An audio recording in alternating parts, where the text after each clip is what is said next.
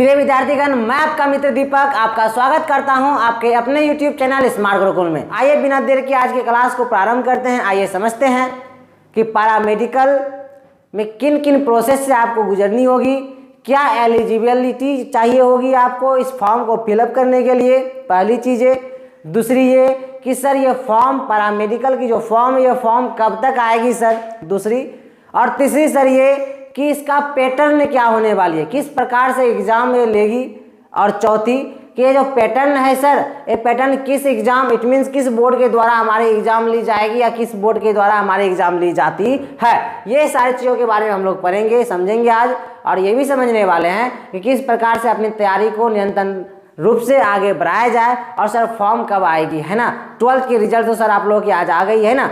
तो ये सारी चीज़ों के बारे में हम लोग आज चर्चा करने वाले हैं। आज से आपका निरंतर रूप से सिलेबस प्रारंभ हो जाएगी, जैसा कि हम लोग बात किए थे पिछली क्लास में। तो आइए आज की जो क्लास रहने वाली है पूर्ण रूप से, जैसा आप लोग का कमेंट रहा है कि सर मुझे सिलेबस पहले बताया जाए और सिलेबस में जिस टॉपिक को हम लोग को पढ़नी है उस पर बारीकी से मुझे बताया जाए, फिर उस टॉपिक को बारीकी से हम लोग आगे निरंतर रूप से पढ़ेंगे। तो आइए उसके पहले मैंने आपको बताया कि इसके पहले एक चीज़ और आपको जानकारी होनी चाहिए सर। क्या होनी चाहिए कि आप लोग की सोच जो एक गवर्नमेंट सीट पक्का करनी है पैरामेडिकल में, तो पैरामेडिकल में एक सीट जो पक्का करनी है तो उसके लिए और भी अन्य चीज़ों पर आप लोगों को ध्यान देनी पड़ेगी। किस प्रकार से अपने तैयारी को निरंतर रूप से आगे बढ़ानी है और पैरामेडिकल में सर कौन से बुक को फॉलो करनी होगी, क्या सर अपने ऐप पर जो हम लोगों ने एडमिशन ले लिया है, जो ऐप पर आपकी बुक अवेलेबल है सर, क्या वो पर्याप्त है या नहीं है सर।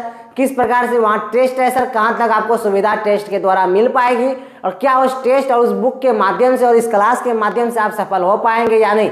आइए इन सारी बातों पर, इन सारी चीज़ों पर आइए पहले चर्चा हम लोग कर लेंगे, फिर हम लोग सिलेबस को भी अभी देखने वाले हैं आज के इस क्लास में ही। तो आज के जो टॉपिक रहने वाली है वो टॉपिक हमारी है पैरामेडिकल। पैरामेडिकल पर हम लोग की आज टॉपिक है, इस पर हम लोग को बात करनी है। और प्रमुख चीज़ें क्या है कि सबसे पहले जिस पर हम लोग को चर्चा करनी है सर, पहली ये हम लोग को चर्चा करनी है कि सर कि पैरामेडिकल का जो है एग्जाम पैटर्न क्या रहने वाला है। एग्जाम पैटर्न क्या रहने वाला है सर। और जो है और एक चीज़ जानकारी आपको लेनी है इसमें सर, क्या लेनी है सर कि इसका एलिजिबिलिटी क्या रहने वाली है ना। एलिजिबिलिटी के बारे में हम लोग चर्चा करेंगे सर, एलिजिबिलिटी रहने क्या वाली है। तो एलिजिबिलिटी पे चर्चा आज करने वाले हम लोग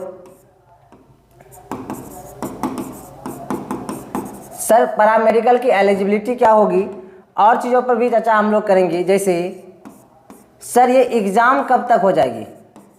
और इसके साथ साथ एक चीज़ और आप लोग को समझ लेनी है कि सर फॉर्म कब तक आएगी, फॉर्म कब तक आएगी ना। क्योंकि ये तो दुविधा आप लोग के मन में अब तो बार की होगी, क्योंकि +2 अर्थात इंटर की रिजल्ट बिहार बोर्ड जारी कर दी है, आपकी कल ही जारी कर दी है। तो आपके मन में ये तो डाउट होगी सर कि अब से कितना दिन बाद हमारी एग्जाम हो जाएगी या कितने दिन बाद हमारी फॉर्म फिलअप हो जाएगी, है ना। ये सारी चीज़ें हैं, तो इस पर तो बात करना ही करना है हम लोगों को, ठीक है। चलिए आगे जो है, आगे एक टॉपिक और है जो महत्वपूर्ण टॉपिक है, वो ये है सर कि तैयारी कैसे किया जाए। नहीं, तैयारी कैसे किया जाए सर।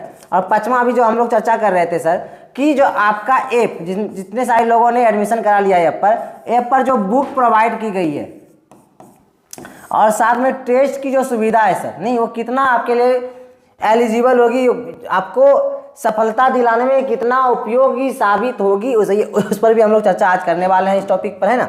चलिए तो सबसे पहले एग्जाम पैटर्न की बात कर ले तो पैरामेडिकल हो या पॉलिटेक्निक हो, इट मीन्स ये कि जो आपका DCECE जो एग्ज़ाम लेती है ना, DC चूँकि आपका जो एग्ज़ाम ली जाती है पैरामेडिकल जो एग्ज़ाम कंडक्ट कराते हैं ना, वो एक बोर्ड होता है, बोर्ड का नाम है DCECE।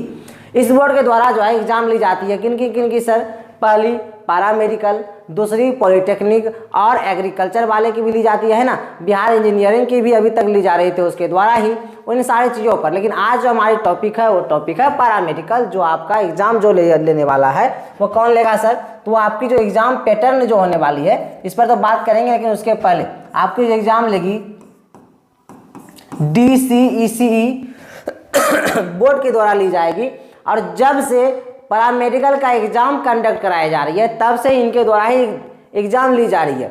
तो इसलिए मैं आपको बार बोलता हूँ और आज भी इस क्लास में मैं आपको बोलने वाला हूँ कि आपके ऐप पर जो बुक दी गई है ना वो बुक जो बनाई गई है स्मार्ट गुरुकुल के द्वारा, तो सारा दृष्टिकोण हम लोग का इस मैटर पे रहा है कि DCEC बोर्ड के द्वारा कितनी प्रश्न किस तौर पे पूछी गई है, मतलब कहाँ तक ये अपना लेवल को ले जा पाई है और किस प्रकार की प्रश्न पूछ पाई है ना। उसी लेवल का प्रश्न मैंने सारा का सारा इस बुक में डाला है और वही प्रश्न, इट मीन्स कि प्रीवियस ईयर क्वेश्चन जितना पूछी गई है सारे प्रश्नों को मैंने जो है टेस्ट के रूप में कन्वर्ट भी कर दिया है, ताकि आप जब टेस्ट दे तो आप ये चीज़ों से अवगत हो पाए, ये चीज़ की एक्सपीरियंस आपको हो पाए कि एग्जाम में किस प्रकार की प्रश्न पूछी जाती है।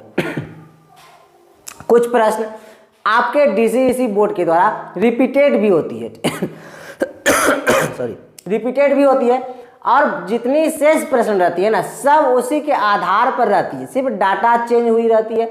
जैसे अभी हम लोग इसका सिलेबस देखने वाले हैं पैरामेडिकल का, तो आपको पता चलेगी कि कितना आपका फिजिक्स से क्वेश्चन रहने वाला है, कितना केमिस्ट्री से और कितना बायोलॉजी से, है ना। तो फिजिक्स में आपको नॉमेरिकल बेस्ड क्वेश्चन देखने के लिए मिलेगा, इट मीन्स अंकिक प्रश्न देखने के लिए मिलेगा। तो अंकिक प्रश्न की टाइप बिल्कुल सेम ही रहती है प्रत्येक वर्ष, बस उसकी डाटा चेंज कर दी जाती है। सपोज जहाँ पर 10 दी गई है वहाँ पर 20 डाल दी जाएगी, या अन्य चीज़ों में ही थोड़ी थोड़ी कन्वर्ट या चेंज की जाती है और कुछ नहीं की जाती है। उसी प्रकार सिमिलरली आपके केमिस्ट्री में भी थोड़ी थोड़ी चेंजेज रहेगी नॉमेरिकल बेस्ड क्वेश्चन पर। बायोलॉजी में नॉमेरिकल बेस्ड क्वेश्चन तो आपका वैसे भी रहता नहीं है। ये सारी चीज़ें हैं। तो DCEC बोर्ड के द्वारा जो कंडक्ट कराई जाती है, एग्जाम पैटर्न कराई जा रही है आपकी। और दूसरी और महत्वपूर्ण बात, जो आप एग्जाम देंगे वो ऑनलाइन मोड नहीं होने वाली है। वो कौन सी होगी सर? वो ऑफलाइन मोड होगी ना, ऑफलाइन मोड होगी। जितने भी यहाँ पर विद्यार्थीगण अभी उपस्थित होंगे, चूंकि बिहार के पैरामेडिकल के फॉर्म को आप फिलअप करने जा रहे हैं, तो सारे लोग 10th का और 12th का एग्जाम बिहार बोर्ड का दिया ही होगा। कई लोग कल पास कर गए होंगे, कई लोग उसके पहले भी पास आउट होंगे। तो आप लोगों ने एग्जाम दिया है, तो आप लोगों को ये जानकारी है कि किस प्रकार से हम लोग ऑफलाइन एग्जाम देते हैं। तो ऑफलाइन आप लोग जब एग्जाम दे रहे थे तो उसमें जो है ऑब्जेक्टिव टाइप क्वेश्चन और सब्जेक्टिव दोनों थी, लेकिन इसमें सिर्फ ऑब्जेक्टिव टाइप क्वेश्चन रहने वाली है। It means multiple choice question रहेगी कि आपको 4 ऑप्शन दे दी गई, उनमें से किसी एक ऑप्शन को आपको चूज करनी है जो आपको लग रही है कि वो सही है, उसे उठाएंगे और OMR आपके पास रहेगी। OMR में आपको रंगनी होती है। बस वही चीज़ें ऑनलाइन बेस्ड नहीं है, तो ऑफलाइन है। और क्वेश्चन जो है किस प्रकार से रहेगी सर? वो रहेगी ऑब्जेक्टिव टाइप सर, नहीं ऑब्जेक्टिव टाइप क्वेश्चन आपकी रहने वाली है। ठीक है सर, ये सारी चीज़ें हैं कुल मिलाकर। आइए अब बात करते हैं। ये आप समझ गए सर कि एग्जाम पैटर्न किस प्रकार से रहेगी, ये मैंने आपको बता दिया। ठीक है सर, आइए एलिजिबिलिटी क्राइटेरिया क्या है सर?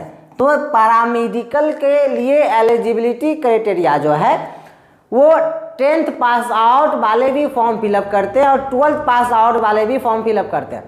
अब जो इंटर कर रखे हैं, 12th इसमें इंटर कर रखे हैं, तो उनमें कई लोगों का स्ट्रीम अलग अलग होगी। जैसे किसी का साइंस होगी, किसी की जो है साइंस में मैथ्स होगी, किसी की साइंस में बायोलॉजी भी होगी, कई लोगों का कॉमर्स भी स्ट्रीम रहती है और कई लोगों का आर्ट्स। ये सारी चीज़ें।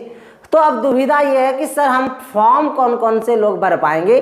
तो जितने भी 10th पास आउट हैं और 12th पास आउट हैं और उसके आगे अन्य चीज़ों में कोई भी डिग्री अगर आपने प्राप्त किया है तो फॉर्म आप पैरामेडिकल का भर सकते हैं। लेकिन शर्त यह है कि अगर 10th पास आउट हैं तो आपके लिए कुछ ही जो है सीटेड आपके लिए अवेलेबल होंगी। कौन कौन सी होंगी उस पर भी हम लोग बात करेंगे। और अगर 12th पास आउट है तो 12th में अगर आप साइंस रखे हुए हैं, साइंस में अगर आपका स्ट्रीम में मैथ है, तो वो भी कुछ ऐसे सीट्स होंगे जहाँ से आप वंचित रहते हैं। नहीं मतलब उस फॉर्म को आप नहीं भर पाएंगे, उस सीट के तक आप लड़ नहीं पाएंगे।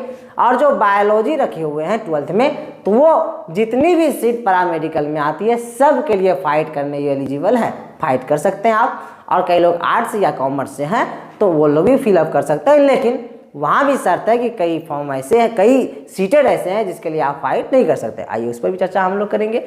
चलिए, तो एलिजिबिलिटी क्राइटेरिया भी मैंने बताया कि जो 10th पास आउट हैं 10th पास आउट है और प्लस जो 12th पास आउट है सर, है ना, 12th पास आउट है सर, दोनों फॉर्म को फिलअप कर सकते हैं। लेकिन जो 10th पास आउट है ना, जो जितने भी सारे विद्यार्थी का है ना, जो 10th पास आउट हैं, वो लोग सिर्फ जो है ना, चूँकि इसके पहले क्या थी, जो पैरामेडिकल DCSE जो एग्जाम कंडक्ट कराती थी पैरामेडिकल का, ये 2 भागों में जो है ना डिवाइडेड थी। वर्तमान में भी है, लेकिन थोड़ी सी चेंजेस हो रखी है। जैसे सर किस प्रकार से, आइए उस पर चर्चा करते हैं हम लोग। वो कुल मिला के इस प्रकार से है कि पैरामेडिकल जो एग्जाम लेती है ना, वो दो टाइप से लेती है। एक लेती है PM मतलब सर पैरामेडिकल, सिंपल चीज़ें हैं और कुछ नहीं। और दूसरा जो है ना, ये क्या है सर, PMM मतलब पैरामेडिकल मैट्रिक। जो मैट्रिक पास आउट है, it means 10th pass out है, वो PMM के ही फॉर्म फिलअप कर सकते हैं। इसका जो नाम है ना, पिछले साल से ही चेंज हो गई है। इसके पहले इसका जो नाम थी ना, वो नाम थे इसका PMD, it means paramedical dental, मतलब दांत से संबंधित अगर आपको डॉक्टर बननी है या दांत से संबंधित डॉक्टर की सहायता करने के लिए नर्स बननी है, तो आप 10th पास आउट के बाद फॉर्म फिलअप करते थे, PMD का हो जाती थी। अब डेंटल को निकाल दी गई, सिर्फ आपके पास जो सीट अवेलेबल रह गई है वो ड्रेसर की रह गई है। किसकी रह गई सर, ड्रेसर की। इसलिए जब 10th पास आउट जो है, जितने भी फॉर्म 10th पास आउट वाले फिलअप करेंगे, उनके लिए सीट काफ़ी कम रहती है, पहली चीज़ है। और जो आप नर्स बनने वाले हैं या जो आप डॉक्टर संबंधित कोई भी कार्य करने वाले होंगे इस कोर्स के बाद, वो रहेगी सिर्फ ड्रेसर की। किसका रहेगी सर, ड्रेसर की, ड्रेसर की रहेगी, ठीक है। बस बहुत कम सीटें रहती है। आइए अब बात करते हैं 12th पास आउट। और 12th पास आउट में जितने भी लोगों की साइंस है, पहले मैं उसकी बात कर लूँ कि जिसके भी इतने भी लोगों क्या हो सर, साइंस हो, इट मीन जितने भी लोगों ने ISC से पास किया हो, इंटर साइंस से सर पास किया हो, तो उनके लिए बात मैं अभी करने वाला हूँ। आइए उस पर बात करते हैं हम लोग। तो जितने भी सारे हैं जो ISC it means science stream से इंटर पास आउट हैं और जिनका बायोलॉजी है, वो सारे लोग जितने भी पैरामेडिकल के अंदर सीटें आती हैं, सारे सीट के लिए फाइट आप कर सकते हैं। जैसे आप GNM सबसे टॉप मोस्ट कोर्सेस होती है, जिसे जूनियर डॉक्टर भी हम लोग कहते हैं, नहीं आप इसके अलावा और भी सारी चीज़ों के लिए आप फाइट कर सकते हैं, जैसे ANM के लिए भी। और अब जो ड्रेसर की बात कर रहे थे, वो 10th के भी फॉर्म फिलअप करके आप ड्रेसर के लिए भी फाइट कर सकते हैं। साथ में ऑपरेशन थिएटर के लिए भी फाइट कर पाएंगे, ऑप्थेमिक असिस्टेंट के लिए भी फाइट कर पाएंगे, और ANM बाकी अन्य जितने भी कोर्सेज है, बहुत सारे कोर्सेज इस साल जो है ऐड भी कर दी गई है। सारे कोर्सेज के लिए आप एलिजिबल हैं, सब के लिए आप फाइट कर पाएंगे। इट मीन्स यूँ हम लोग ये कह सकते हैं कि जो ISC जो इंटर से साइंस रखे हुए हैं और जिनका बायो स्ट्रीम है, वो सारे फॉर्म को फिलअप कर पाएंगे, सारे सीटेड के लिए अवेलेबल है आपके लिए। तो आपका अगर थोड़ी सी मेहनत आप लोग करेंगे तो कहीं ना कहीं किसी भी जगह जो है एक सीट आपको पक्का हो सकती है, कोई भी गवर्नमेंट कॉलेज में, ठीक है सर। आइए अब बात करते हैं, ये चीज़ें आपकी हो गई एलिजिबिलिटी की क्राइटेरिया जो थी, मैंने आपको बताया। आप बोलेगे सर जो मैथ्स स्ट्रीम रखे हुए हैं, वो जो मैथ्स रखे हुए हैं ना, तो GNM के अलावा और ANM के अलावा बाकी से जितनी भी सीटें हैं सब के लिए आप फाइट कर सकते हैं। आइए ये चीज़ें सर जो आर्ट्स रखे हुए हैं, सर इंटरमीडिएट की आर्ट्स थी उनके लिए सर, तो उनके लिए भी बहुत कम सीटेड है, बहुत ही लिमिटेड सीटेड है उनके लिए, है ना। जैसे ANM है आपके लिए, और ANM के साथ और भी 1-2 कोर्सेज को ऐड की गई है, ठीक है। लेकिन आप बस विशेष रूप से ये समझ पाएंगे, चूंकि कई कॉलेज सब कॉलेजों में ऐड नहीं की गई है ना, तो आपके लिए ANM ही है, बस इतना माइंड में रखेंगे आप लोग, ANM ही है। थोड़ा सा सीट कम पड़ जाती है, लेकिन हाँ आर्ट्स के लिए आप लोगों के लिए भी सीटों की संख्या कम नहीं है, ठीक है। ये सारी चीज़ों पर बात हम लोगों ने कर लिया, एलिजिबिलिटी क्राइटेरिया। सर एग्जाम कब होगी और इसका फॉर्म कब आएगी सर पैरामेडिकल की, है ना। तो इसका जो फॉर्म आती है, आइए उस पर हम लोग विचार करते हैं, विमर्श करते हैं, है ना। तो इसका जो फॉर्म आएगी, तो अभी आप लोगों को जानकारी है, जब यह फॉर्म आती है ना, इस फॉर्म को चूंकि 10th पास आउट वाले भी फॉर्म फिलअप करेंगे और 12th पास आउट वाले भी। 12th का रिजल्ट कल आ गई और 10th का रिजल्ट अभी नहीं आई है, तो 10th का रिजल्ट आने में अभी लगभग 2 हफ्ते का समय है। इट मीन्स 15 दिन समय ये ले लेगी, और उसके बाद 15 दिन वो DCSE अपना एग्जाम कंडक्ट कराने के लिए जो प्रक्रियाएं होंगी उसमें समय लेगी। इट मीन्स आपके पास जो है ये 1 महीने का समय को पीछे रखेंगे। बाकी ये वर्तमान समय कौन सी मंथ चल रही है, तो हम लोग जानते हैं कि चूंकि ये तीसरा महीना है, जनवरी फरवरी, ये मार्च की है, अब मार्च है अंतिम चरण सीमा पे, तो मार्च को तो छोड़ ही देंगे। अप्रैल और मई, है ना, मई के बिल्कुल अंतिम सप्ताह में आपका फॉर्म आ जाएगा। कब आ जाएगी सर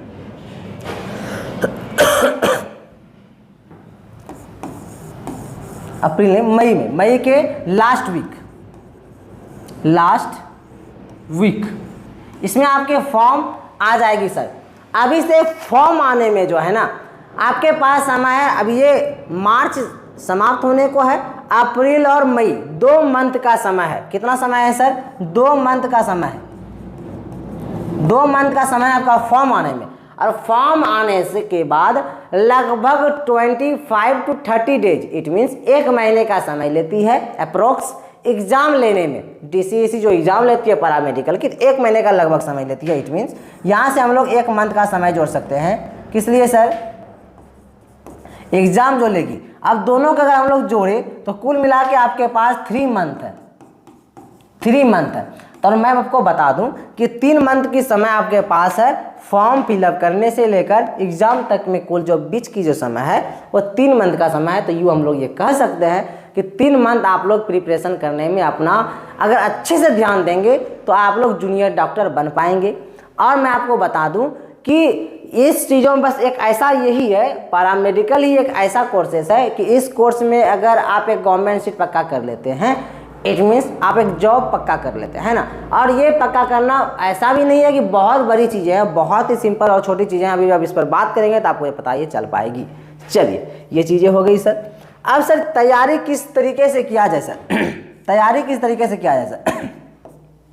तो तैयारी करने की जो प्रक्रिया रहने वाली है ना, देखिए आपकी क्लास तो अब बिल्कुल रेगुलर रहने वाली है, क्योंकि मेरे ऊपर भी जिम्मेदारी है आप लोगों को लेकर। तो क्लास को आप निरंतर रूप से आगे बढ़ाएंगे और तैयारी पूर्ण रूप से और सही रूप से और सच्ची और अच्छी दिशा में तभी जा पाएगी जब तक आपके साथ कोई ना कोई खड़ा हो। खड़ा इट मीन्स क्या कि आप किसी ना किसी के मार्गदर्शन में अपने पढ़ाई को निरंतर रूप से आगे बढ़ेंगे, क्योंकि पढ़ना आप ही को है, मेहनत करना आप ही को है नहीं, और आप ही को दिक्कतें सहनी है, अन्य चीज़ों से गुजरना आपको खुद पड़ेगी। हम इट मीन्स हमारे जैसे शिक्षक जितने भी हैं, कोई भी शिक्षक क्यों ना, वो आपको मार्गदर्शन ही दे सकता है, अच्छी दिशा में जाने के लिए आपको प्रोत्साहित ही कर सकता है और अच्छी चीज़ों से आपको अवगत ही करा सकता है। जैसे मैं आपको ये बता पाऊँगा, कोई भी चीज़ों को सिलेबस को लेकर चलूँगा, आपको मैं बताऊँगा कि यहाँ से प्रश्न आती है, इसे बारीकी से मैं आपको समझा दूंगा, पढ़ा दूंगा, अन्य चीज़ों से मैं आपको अवगत करा दूंगा। अब चूंकि ऑनलाइन का माध्यम है, आप हमसे काफ़ी कोसों दूर है, तो आप जब तक मेहनत नहीं करेंगे तब तक संभव ये नहीं है। तो मेहनत कुल मिला के बात यह है कि मेहनत करनी आपको है, मुझे नहीं। मुझे सिर्फ अच्छा एक मार्गदर्शक के रूप में उभर कर आना है आपके सामने और आपको अच्छी दिशा में लेकर जाना है। और बस आप चलने के लिए तैयार रहिए, मजबूत रहिए, बाकी सफलता तो मैं आपको दिलाऊंगा ही। ठीक है सर, ये चीज़ें हैं। तो तैयारी करने के लिए मैंने क्या बताया कि एक मार्गदर्शक चाहिए होगा, इसलिए जितने भी सारे लोग ऐप को ज्वाइन कर लिए हैं, बहुत कम फी है, आज अंतिम दिन है फी का। आप लोगों को मैंने अवगत कराई दिया था, बता दिया था, 499 रुपीज़ फी है, ये मैंने आपको बताया था। जितने लोग एडमिशन ले चुके हैं बहुत अच्छी बात है, और आप लोग निरंतर रूप से अपने पढ़ाई को प्रारंभ रखे हुए हैं और रखते ही रहेंगे। बाकी अब मैं आपके साथ तो हूँ ही, कंटिन्यू हूँ मैं आपके साथ। और जो लोगों ने, जितने भी सारे लोगों ने एडमिशन अभी तक नहीं लिया है, तो आज अंतिम दिन है, एडमिशन आप लोग ले लेंगे और एक जगह स्थिर आप लोग हो जाएंगे। ठीक है सर, तैयारी की ये चीज़ें थी।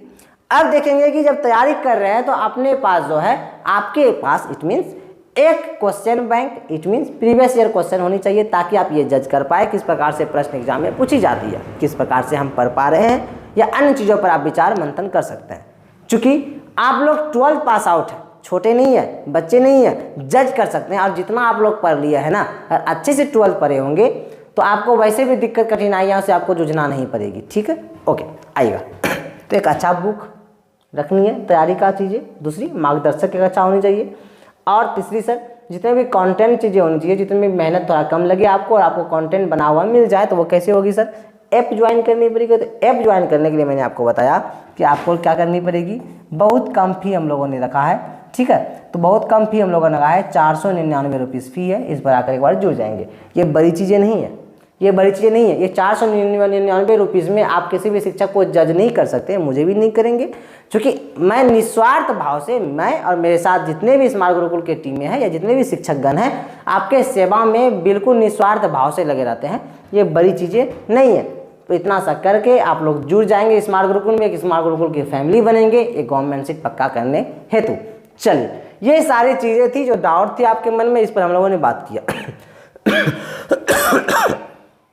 ओके, अब इन सारी चीज़ों पर जब बात हो गई, अब कोई डाउट तो मुझे नहीं लगता कि आप लोग की होगी, सॉरी, इन सारी चीज़ों पर हम लोगों ने बात कर लिया। अब मुझे नहीं लगता कोई डाउट आप लोगों के पास अब होगी।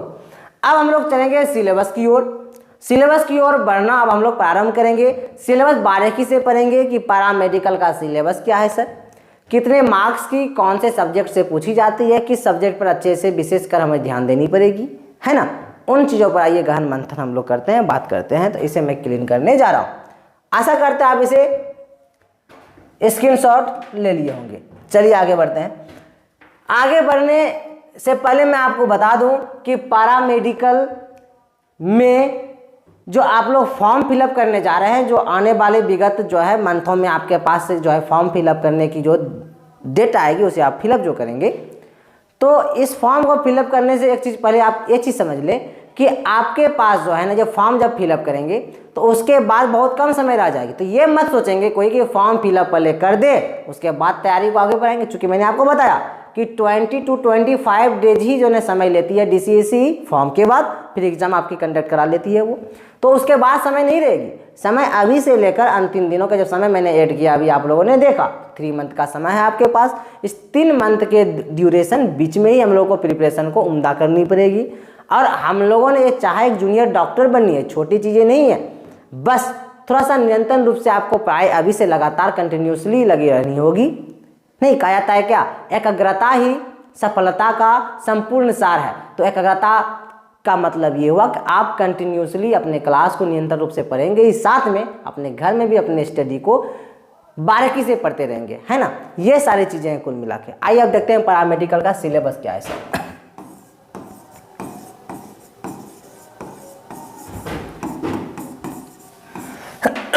पैरामेडिकल में जितने भी 12th पास आउट है ना, 12th पास आउट है, इट मीन जितने भी ISC वाले हैं उन, और जो ISC से चाहे वो मैथ स्ट्रीम से हैं, चाहे वो बायो स्ट्रीम से है ना, चाहे वो आर्ट्स स्ट्रीम से है, चाहे वो किससे हो सर, कॉमर्स से हैं, ये सारे लोगों के लिए इट मीन्स 12th लेवल का जो आता है पैरामेडिकल आपका PM, अभी जो मैंने बताया PMM नहीं, PM जो होती है उसके सिलेबस पे हम लोग चर्चा करेंगे। चूंकि मोस्ट ऑफ स्टूडेंट जो मेरे पास हैं वो सारे PM के या कुछ PMM के हैं, तो उस पर भी हम लोग बात कर लेंगे, है ना। चलिए इसका सिलेबस क्या है सर, आइए उस सिलेबस पर हम लोग चर्चा करते हैं और बात करते हैं कि सिलेबस किस प्रकार से है सर। तो सिलेबस जो है आपकी, आइए उस पर ही हम लोगों को चर्चा करनी है, बातें करनी है ना। चलिए तो मैं आपको बता दूं कि पैरामेडिकल की जो सिलेबस है वो जनरल साइंस, पहली चीज़ें होती है जो महत्वपूर्ण चीज़ें भी है, पहली और महत्वपूर्ण भी है जनरल साइंस, मतलब GS। और GS के अंदर जो आपकी आ जाएगी वो आ जाएगी physics plus chemistry plus biology आ जाएगी, है ना। ये सारे को एक साथ इंक्लूड करके आपके एग्जाम में पूछी जाती है। इसका जो नंबर रहती है, नंबर ऑफ क्वेश्चन जो रहती है वो 25 रहती है। कितना रहेगी सर, 25 रहती है। नंबर ऑफ क्वेश्चन कितना रहती है, 25, है ना। ये चीज़ें हैं। और दूसरी जो है उस पर ध्यान देंगे जरा सा। दूसरी क्या है सर, पहले तो GS मैंने बताया, फिजिक्स केमिस्ट्री और बायोलॉजी, उसके बाद आ जाएगी आपकी मैथ। क्या आएगी सर, मैथ आएगी। और मैथ जो आपके एग्जाम में पूछी जाएगी वो पूछी जाएगी, कुल मिला के प्रश्नों की संख्या जो रहने वाली है वो 15 इट मीन्स 15 प्रश्नों की संख्या की बातें हो रही है, नंबर की नहीं, ठीक है। आई और तीसरा जो पॉइंट है आपकी, जो आपके एग्जाम में रहने वाली है वो है इंग्लिश। क्या है सर, इंग्लिश। इंग्लिश जो आपके एग्जाम में रहेगी, नंबर ऑफ क्वेश्चन इसमें भी आपको देखने के लिए मिलेगी 15, इट मीन्स 15 क्वेश्चन रहने वाली है। और चौथी जो टॉपिक है आपकी वो है हिंदी सर, है ना, हिंदी। और हिंदी भी आपके नंबर ऑफ क्वेश्चन कितना रहने वाली है सर, 15, इट मीन्स 15 रहेगी। और पांचवा और अंतिम जो है आपका वो है GK. GK it means general knowledge. और जीके जो नंबर ऑफ क्वेश्चन रहेगी वो रहेगी 20, इट मीन्स 20 रहेगी सर, ठीक है सर। और जीके में क्या क्या आ जाएगी सर, तो जीके में आपके सामान्य अध्ययन की चीज़ें, जितनी भी सारी चीज़ें होती है, इंक्लूडेड चीज़ें होती है, सब पूछ ली जाती है। ज़्यादातर प्रश्न जो देखने के लिए मिलता है वो आपका रहता है जियोग्राफी से और हिस्ट्री से, इट मीन्स इतिहास के पॉइंट से रहती है और भूगोल के पॉइंट से प्रश्न रहती है, और कुछ करंट अफेयर्स भी रहती है। इन चीज़ों पर आप लोगों को ज़्यादा फोकस करनी है, जिन पर मैं आपको सिखाऊंगा। अब एक चीज़ समझेंगे ये तो बात हो गई नंबर ऑफ क्वेश्चन की। किसकी बात हो गई सर? नंबर ऑफ क्वेश्चन की ये बातें हुई है ना। आइएगा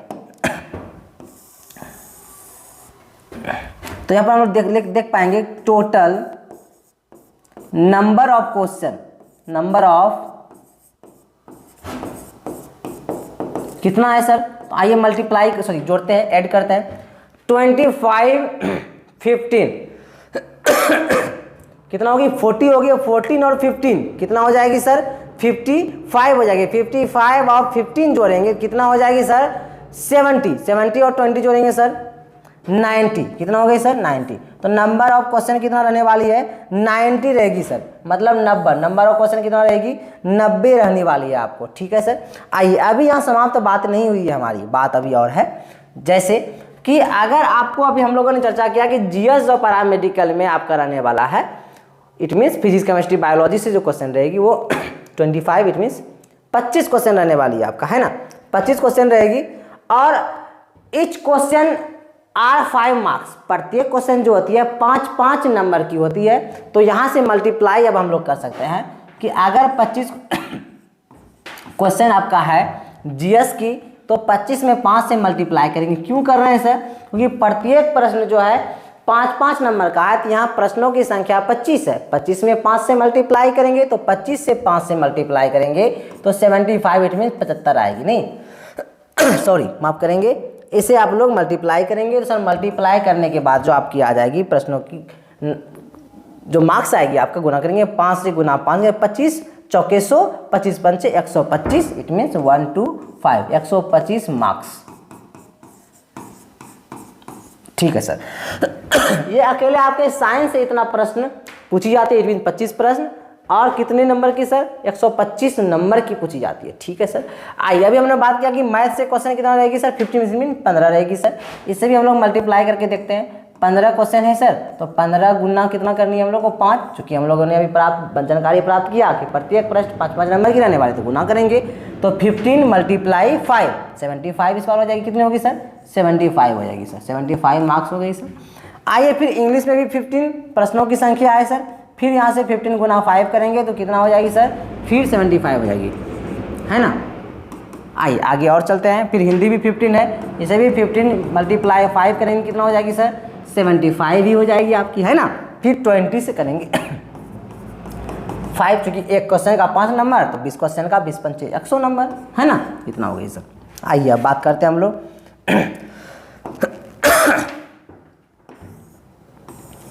टोटल मार्क्स। टोटल मार्क्स कितने नंबर का पूछा गया सर? तो अगर जोड़ेंगे इसको 12 के से ना तो आएगी 450। तो यहाँ से हम लोगों ने एक चीज़ जानकारी प्राप्त कर पाया। क्या प्राप्त कर पाया सर? कि जो पैरामेडिकल का सिलेबस है जीएस पूछी जाती है 25 क्वेश्चन, प्रत्येक प्रश्न 55 नंबर से गुना के 125 नंबर का एग्जाम में पूछी जाएगी जीएस आपका, है ना। उसके बाद मैथ जो है 15 क्वेश्चन रहने वाली है, 15 गुना 5 75 नंबर का आपकी रहने वाली है मैथ। और इंग्लिश 15 क्वेश्चन रहेगी, ये भी 5 से मल्टीप्लाई करेंगे 75 नंबर की पूछी जाएगी। उसी प्रकार सिमिलरली हिंदी 15 को क्वेश्चन रहेगी और 75 नंबर की होगी, और जीके 20 क्वेश्चन रहेगी और 100 नंबर की रहेगी। कुल जो नंबर होगी, टोटल जो मार्क्स होगी आपके एग्जाम में पूछी जाएगी 450 नंबर की, और टोटल नंबर ऑफ क्वेश्चन जो होगी वो 90 रहने वाली है आपका। अब देखिए जो ट्विस्ट की बातें हैं, ट्विस्ट की बातें ये है कि आपको भी देखा जा रहा है कि सर 450 नंबर की एग्जाम ली जा रही है। इट मीन्स मात्र 90 क्वेश्चन है आपके पास, है ना। अब देखिए 90 क्वेश्चन में से जो है ना 90 क्वेश्चन में से आपको अगर एक गवर्नमेंट सीट पक्का करनी हो, ऐसा ही आप लोगों का डाउट भी था। इसके पहले भी कई लोगों का एक मुझे बात हो रही थी एक स्टूडेंट से कि सर कि कितना पढ़े जो ये गवर्नमेंट सीट मुझे पक्का हो जाएगी। तो मैंने उसे बताया कि ज़्यादा नहीं पढ़ना, सिर्फ पढ़ना है। इट मीन्स कि 90 अगर क्वेश्चन है आपके पास तो 90 क्वेश्चन में से जो है ना आपको जानते हैं कितना क्वेश्चन सही करनी है 90 क्वेश्चन में से मात्र आपको 55 क्वेश्चन सही करना है, मात्र 55। सर 55 क्वेश्चन 90 क्वेश्चन में से 55 क्वेश्चन सही करेंगे, इसका मतलब यह है कि लगभग सर आधा क्वेश्चन, यही ना, लगभग आधा क्वेश्चन सही करेंगे हो जाएगी, इतना कम में हो जाएगी। बिल्कुल 55 क्वेश्चन अगर सही करते हैं तो एक गवर्नमेंट सीट आप जिस कॉलेज में चाहेंगे वो कॉलेज में मिल जाएगी। कंपटीशन ज़्यादा नहीं है, बस बच्चे पढ़ते नहीं है, पहली चीज़। और दूसरी और महत्वपूर्ण चीज़ ये रहती है कि अच्छा मार्गदर्शक उसको नहीं मिलता है। होता क्या है कि पढ़ाने वाले पढ़ाव बहुत ज़्यादा देते हैं और एग्जाम में आता कुछ नहीं, ऐसा कुछ होती है तो बच्चे जो हताश हो जाते हैं और एग्जाम में प्रश्न नहीं बना पाते, इतना कम क्वेश्चन भी हल नहीं कर पाते हैं। इसलिए गवर्नमेंट सीट उसका पक्का नहीं हो पाती और वो विफल हो जाते हैं, हताश हो जाते हैं, फिर दोबारा प्रिपरेशन के लिए वो इस फील्ड में उतरते भी नहीं है। ऐसा देखने के लिए मिला है। खैर आप लोगों को मैं ऐसा होने नहीं दूंगा।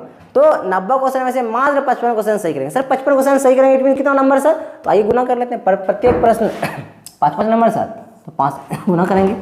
5 गुना 5, 5 25 के लिए 5 हासिल 2 और 5 25 और 2 27, 275। आप 275 नंबर लाते हैं इट मीन 275 प्लस नंबर लाते हैं। कोई भी कॉलेज जो आप चाहेंगे, आपके मन पसंदीदा कॉलेज आपके झोली में होगा। इट मीन्स आप जूनियर डॉक्टर बन जाएंगे, आपकी ज़िंदगी संवर जाएगी, आपके माता पिता खुश हो जाएंगे और सबसे बड़ी और महत्वपूर्ण बात कि समाज में आपकी इज्जत बढ़ जाएगी। और सिर्फ आपकी नहीं, आपके वजह से आपके माता पिता की इज्जतें बढ़ जाएंगी।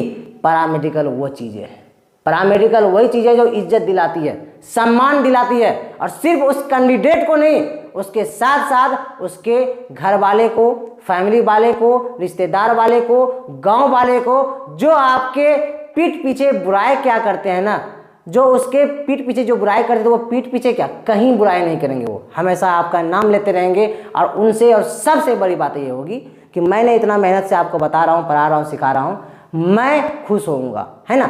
अरे मैं बार बार बोलता हूँ कि मैं आपको इतना मेहनत से आपके पीछे अपना निस्वार्थ भाव से, मैं मेरे साथ जितने भी शिक्षकगण हैं आपकी सेवा में इसलिए लगे रहते हैं कि आप सफल हो पाए।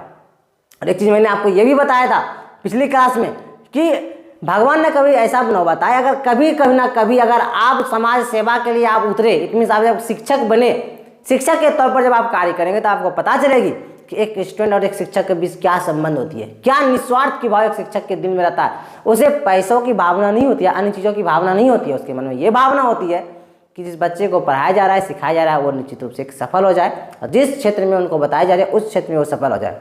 शिक्षक से ज़्यादा खुश होते हैं, है ना, ये चीज़ है। तो सिलेबस के बारे में जो डाउट थी, जो चीज़ें थी सॉरी, उन सारी चीज़ों से मैंने आपको अवगत करा दिया। और बस धीरे धीरे ही हम लोग आगे बढ़ पाएंगे। आपकी मेहनत के बदौलत ही ये चीज़ संभव हो पाएगी। आपकी मेहनत सिर्फ मेरे मेहनत से नहीं होगी, मैं मेहनत तो करूँगा ही, साथ में आप मेहनत करेंगे। जब दोनों मेहनत करेंगे ना, तो ये सीट क्या ही है, ये सीट क्या ही है, ये सीट हमारे कदम चूमेगी, है ना। बस चलते रहना है। कभी मन में हताश आ जाएगी, सर मुझसे नहीं होगी सर, या अन्य चीज़ आ जाएंगे, सर घर की प्रॉब्लम आ रही है सर, या हम नहीं पढ़ पा रहे हैं सर, आज मुझे ये काम में व्यस्त हो गए सर, आज कुछ और करने में रह गए सर। ये सब नहीं करनी है, पढ़ाई को पीछे छोड़नी ही नहीं है। हर एक 4 कार्य को करनी है, लेकिन इस पढ़ाई को पीछे छोड़नी ही नहीं है। पढ़ाई को निरंतर रूप से आगे बढ़ानी है। जितना क्लास लेंगे सारे क्लास में अटेंड होनी है।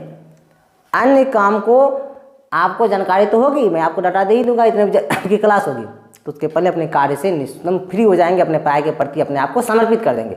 कहा जाता है कि जो जिंदगी है ना, जिंदगी है, या जो ये जो हम लोग यहाँ से, कहाँ से सर, अभी आप लोग 12th पास आउट है या 10th है, यहाँ से लेकर जो पैरामेडिकल का बीच का जो सफ़र होने वाला है ना, ये बीच का जो सफ़र है, ये सफ़र, ये बिल्कुल सफ़र जानते हैं किससे मैच करता है सर? किससे? ये सफ़र करती है जन्म और मृत्यु से। जन्म और मृत्यु से जो ना, इसके बीच का जो सफ़र है, इसके बीच का सफ़र दोनों एक जैसा ही है। बस जन्म और मृत्यु के बीच भी आपको बहुत सारी कठिनाइयों का सामना करना पड़ता है। और बस ये होती है कि जन्म और मृत्यु के बीच की जो डिस्टेंस होती है ना, वो लगभग 70-80 सालों की होती है। और यहाँ पे जो है कि 12th से आपको paramedical it mean junior doctor बनने का जो सफ़र है ना, मात्र 3 मंथ है, मात्र 3 मंथ। 3 मंथ आप 3 जो मंथ है ना, आप मेहनत करेंगे, कठिनाइयों से जूझेंगे, एक गवर्नमेंट सीट पक्का करेंगे, समाज में इज्जतें होगी, अन्य चीज़ों से आप लोग बड़ी पूर्ण हो जाएंगे। सबसे महत्वपूर्ण बात, आप समाज को बदल पाएंगे। कैसे सर? वो इस प्रकार से कि अभी तक ये हम लोग जानते हैं कि अभी तक हमारी दहेज प्रथा समाप्त नहीं हुई है। और जब आप जूनियर डॉक्टर बनेंगे ना, तो आप लड़के वाले को ढूंढने नहीं जाएंगे, लड़के वाले ढूंढते हुए आपके पास आएंगे। यही तो समाज सुधार की चीज़ें हुई।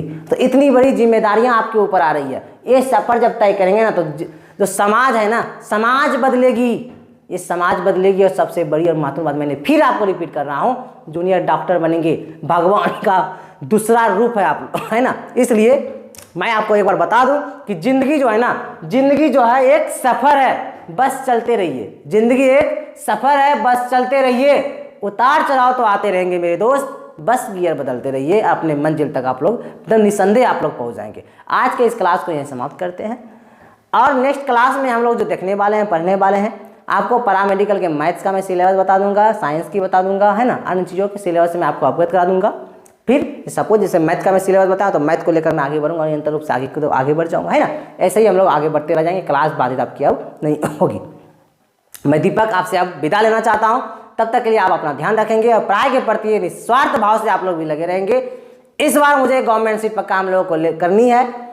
हम लोग कह सकते हैं दशरथ मांझी की वो चीज़ें आपको याद होनी चाहिए कि जब तक तोड़ेंगे नहीं तब तक छोड़ेंगे नहीं। बहुत अकड़ है, बहुत अकड़ है किसमें, पैरामेडिकल में से हम लोग इस बार तोड़ कर रहेंगे। धन्यवाद।